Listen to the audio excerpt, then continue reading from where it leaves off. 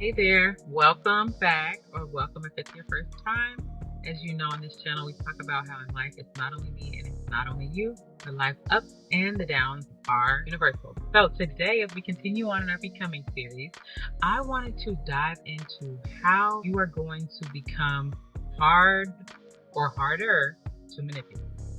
So let's get into it. All right, I want us to go from thinking or feeling as if we always end up bending or giving to staying connected to ourselves without being moved.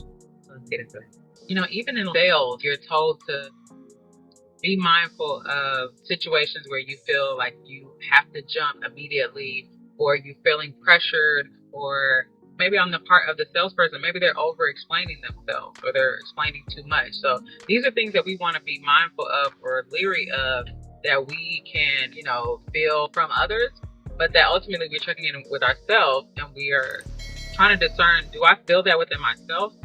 Am I feeling like I have to respond immediately or make a decision very quickly? These are things that you need to feel out for, because they could be a sign that there is manipulation involved in the matter. All right, so you might be wondering what manipulation looks like or what it feels like. And from my experience, manipulation has felt like urgency. It's felt like guilt, like a subtle guilt. It has felt like even it can come across possibly as checking in. Sometimes you do experience that. And that can be genuine sometimes, or that can be a form of manipulation. So it has a lot of faces. And unfortunately, those of us that have been manipulated or that can be manipulated, this is kind of what that person looks like. It might look like somebody that does have empathy, someone that is you respond very quickly, you're very alert, you don't like conflict, you try to avoid conflict at all costs, possibly. And unfortunately, that person can be construed or viewed as weak, but in reality, they're just an, giving, alert person. That's oftentimes the type of people that unfortunately get manipulated. But we're becoming hard to manipulate. We're becoming harder to manipulate. So I'm excited as we continue on how we can identify ways that we maybe were opening ourselves up to be more susceptible to manipulation, and also too how we now can move with knowledge.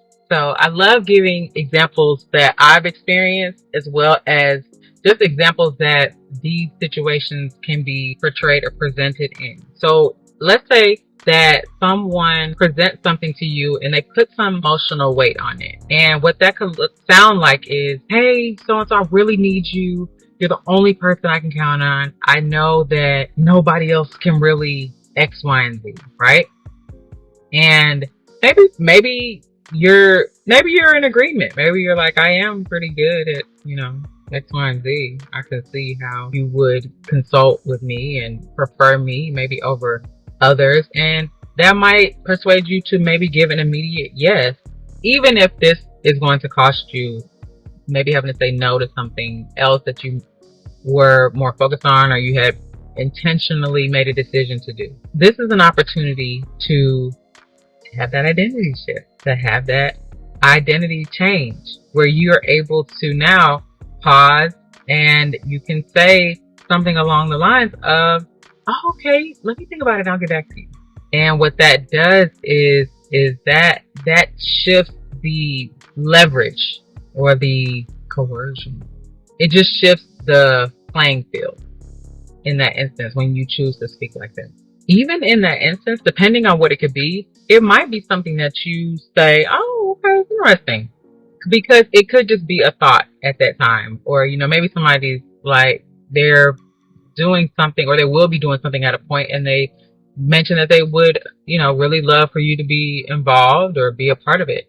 Now, that's something that, in the moment, there really is no true commitment right now. You didn't say at this time, on this date, at this place, it's not, that's not necessarily the time to put your foot down, because really, what is it? It's a thought, it's an idea. So you really can feel out for when is it when is there an opportunity for me to show my stance? And then when is there an opportunity for me to be not passive? When is it an opportunity for me to be a team player? So you just have to feel out for those different opportunities. All right, so now we're talking more about that behavioral repatterning. And someone that is hard to manipulate delays decisions without guilt. And what this does is you remove the urgency. You assume a form of control. And when you do that, you don't necessarily need a reason. You don't need a reason. Now, maybe old you feel like you have to give a reason, maybe lots of reasons, multiple reasons, but you don't have to justify, that space where you say, okay, yeah, let me think about it. It's because, that's you, that's what old you would do, even trying to mix in with the new you. But it's important for us to know that it's a muscle that we have to exercise. These are skills that we have to grow. Just like want to maybe change your physique, you would have to change your behavior. You'd have to change the way you do things, even how you think. You have to change what you eat. You have to maybe change where you spend a lot of your time, because you're trying to build a new identity that is better for you, that's healthier for you. And it's not something that you can laissez-faire do. You have to be intentional with building this new person. Now I'm going to talk about some examples that real. These happen, and they can be difficult. They can be tough. So I'm going to walk through some of them. And you very well may have heard this one. Maybe in a career environment or in a career setting, you are the go-to person. So someone might just assume, hey, can you take this real quick? Can you do this one? And you sometimes would just be like, oh. But a way that you can respond, if this is your intent if you feel that this could be a manipulative situation, a way that you can respond is, okay, well, let me check my bandwidth and then I'll let you know. That's in a career setting. Flattery too, like I mentioned, somebody can flatter you. Let's say that on calls, maybe you have just, because you're so organized, maybe you are the person that you jot down things and then somebody saw that you jotted down some stuff and they're like, oh, you're the note taker. You're going to be taking notes. So we don't need you to take notes. And maybe one day you actually have a part that you have to deliver within this meeting, right? So you can't really be like taking notes and then presenting. So maybe you do respond with, after someone says, your handwriting is so beautiful and notes are so organized, just take the notes for us. We really appreciate it. And you might, oh, thanks. Actually, who else can take it this time? I got a part that I want to ensure that I'm delivering appropriately, and blah, blah, blah. And the silence. And then silence. You have to practice that, and then silence. And maybe even with relationships, somebody might view you as being distant. Why are you being so distant? Why have you been so distant lately?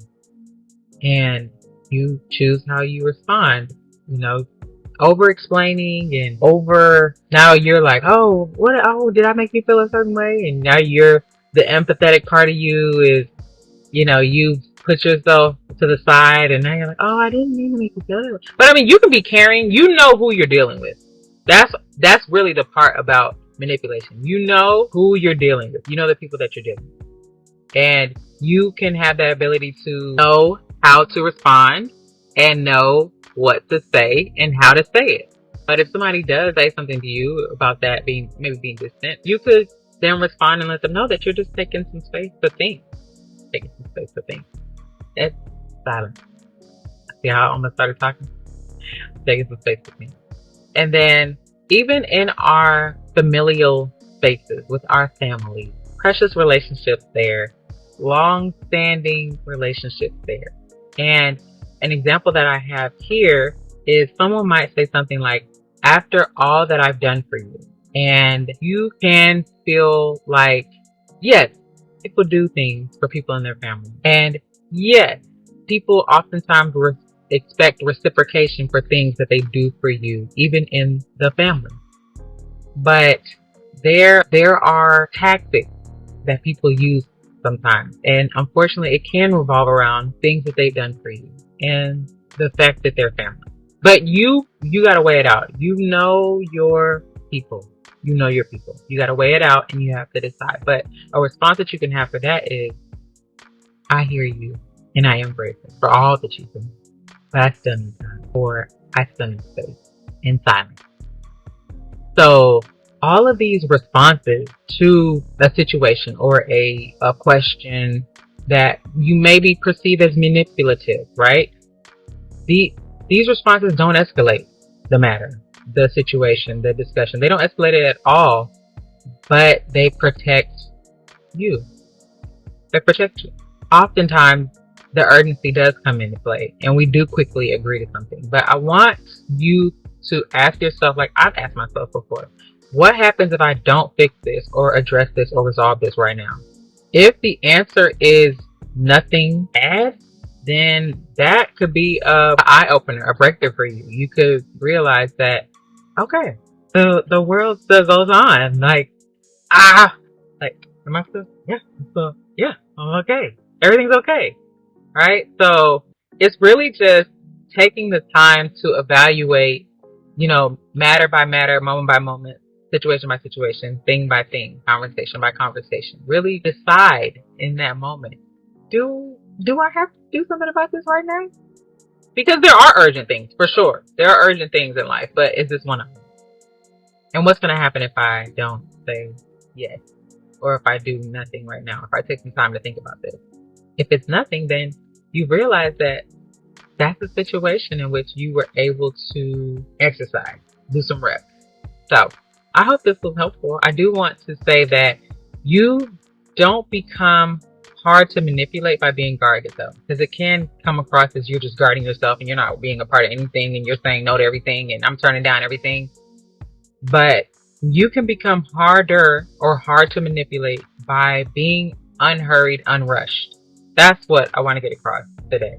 The urgency, the guilt, the impact that somebody can try to put on you, you can curb that, right? You can fill out for that. You can make a decision about that.